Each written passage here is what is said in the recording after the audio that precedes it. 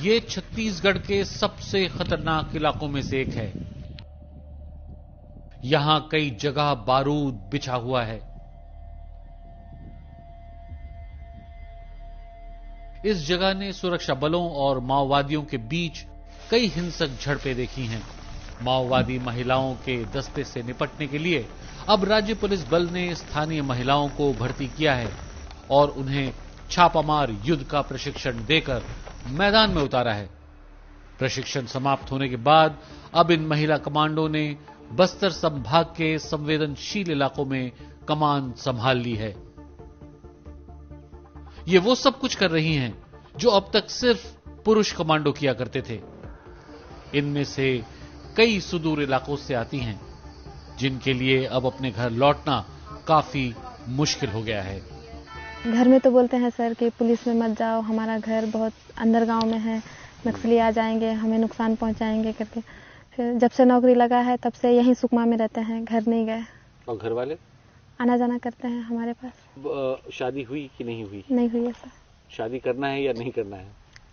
अभी कुछ दिन नौकरी करना है सर, उसके बाद करेंगे। तो फोर्स में ही ढूंढिएगा अपना पति या बाहर? बाहर से। क्यों? दोनों नौकरी करेंगे तो घर में भी देखने के लिए रहना है सर। अभी भी कैंप बना है, लेकिन बहुत ऐसे गांव हैं सर जहां लाइट नहीं है, बिजली पानी, और लोग अभी भी डरते हैं वहां पर कि नक्सली अभी आएंगे या हमें मारेंगे। ऐसा पहले पुलिस को देखने से मैं भी डरती थी, क्योंकि मेरा गांव चिंतलनार है और वहां पर पुलिस बहुत कम था, बस एक थाना था। और जब वो लोग ऐसे घूमते थे तो डर लगता था उनको देख के। फिर जब जुड़ूम हुआ, फिर बहुत ज़्यादा पुलिस फोर्स हमारे गांव में दोनापाल में आना जाना करने लगे। फिर उनको देख के ऐसा लगा कि मैं भी पुलिस बनूं। फिर अब जब पुलिस में आई हूं तो लोग देख के बोलते हैं कि पुलिस जा रही है।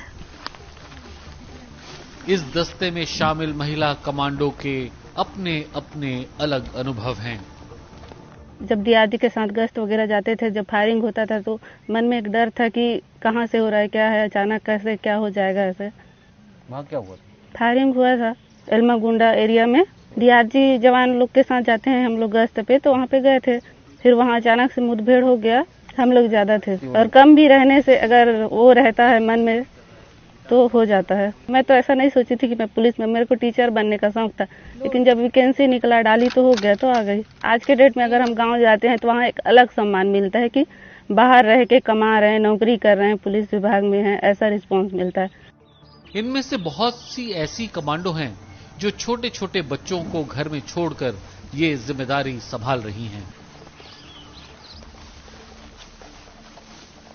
2 बच्चे हैं, एक तो 1 साल की बच्ची है सर, मेरी बहुत छोटी बेबी है, और 11 साल की है। 4 बजे रात में उठ के मैं काम दाम कर लेती हूँ दोनों बच्चों, एक बच्चे का स्कूल टिफिन नाश्ता और छोटी बेबी का ये सब बोतल उटल धोने का, दूध पिलाने का, ये सब रहता है। तो बहुत मुश्किल से मेंटेनेंस हो जाता है सर। बाद में तो उसकी दादी संभाल लेती है। पापा तो मना कर रहे थे सर, मैं चुपके मत जाना करके बोल रहे थे। बिना बताए मैं फोर्स में आ गई। बाद में पापा को पता चला कि पुलिस में लग गई है बेटी का करके, तो क्यों जा रही है वहाँ पे, ऐसे करके बोल रहे थे। 2-3 माह में एक बार फायरिंग हो ही जाता है, पीटी परेड हो ही जाता है। बीच बीच में हम लोगों को सिखलाई देते ही रहते हैं। औरतों में कम ताकत नहीं होती है सर, मर्दों से ज्यादा चाहो तो औरत लड़ सकती है सर। लेफ्ट साइड ब्लैंक बनता है। लेकिन महिला कमांडो की कमान संभालना और उनका नेतृत्व करना कम चुनौती वाला काम नहीं है। सबसे पहला रिस्पॉन्सिबिलिटी तो मेरा ये है सेफ्टी ऑफ माय कमांडोज, कि जब भी हम नक्सल ऑपरेशन में या कैंप एस्टैब्लिशमेंट में जाए तो इनकी फैसिलिटीज़, इनके स्टे की व्यवस्था, इनकी कोई भी इनको प्रॉब्लम ना हो। दूसरा, इनकी सेफ्टी सिक्योरिटी, तो मैं इंश्योर हमेशा करती हूँ कि इनकी प्रॉपर ट्रेनिंग होती है उसके जाने के पहले। इनको हर टैक्टिक्स, हर वेपन्स की जितना भी फायरिंग टेक्निक्स है, जंगल में चलने का तरीका है, हर कुछ पहले सिखाया जाता है। पहले हम पूरा उस एरिया के बारे में जान लेते हैं, उसकी टोपोग्राफी कैसी है, नक्सलियों की कौन सी टैक्टिक्स वहाँ हो सकती है। Like if there is a कच्चा road, then we have to find for IDs, look for IDs also, ID blast ना हो जाए। या फिर अगर हमको दिख रहा है कि यहाँ एम्बुश का रीजन है तो उस हिसाब से हम अपनी फॉर्मेशंस वगैरह को डिफाइन करते हैं। जब फोर्स में आए तो यहाँ पे नक्सलवाद जब हमने किया तो लगा कि only men are going for fighting with Naxalis and we are here for office work और या normal जो काम है पुलिस के. But then sir, we also realized कि हम भी combat role में उतनी आज men and women are equal. Only a woman can do कि she can handle home as well as she can handle the job. Chhattisgarh police के आला अधिकारियों का मानना है कि छापामार युद्ध और नक्सल विरोधी अभियान में महिला कमांडो बेहतरीन काम कर रही हैं.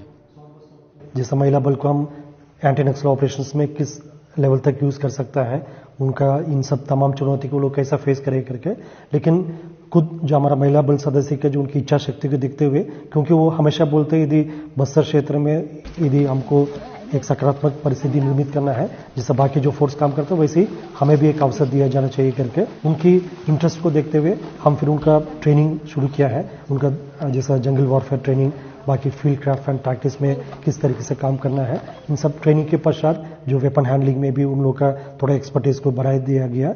इन सब परिस्थिति के बाद अभी धीरे धीरे वो लोग एक्सपीरियंस से सीखते हुए अभी वर्तमान में जिस प्रकार के जो उनके मेल काउंटर पार्ट्स काम करते हैं उसी के बराबर वो लोग भी एंटी नक्सल ऑपरेशंस में कभी कभी लगातार 3 दिन 4 दिन ड्यूटी में जाते हैं, फिर अच्छी तरीके से वो ड्यूटी को कंप्लीट करके टास्क को कंप्लीट करके आते हैं. बस्तर के जंगलों में सुरक्षा बलों और माओवादियों के बीच झड़पें होती रहती हैं, लेकिन छत्तीसगढ़ पुलिस की महिला कमांडो की तैनाती इन झड़पों के नियम बदल रही है. सलमान रावी, BBC, सुकमा, छत्तीसगढ़.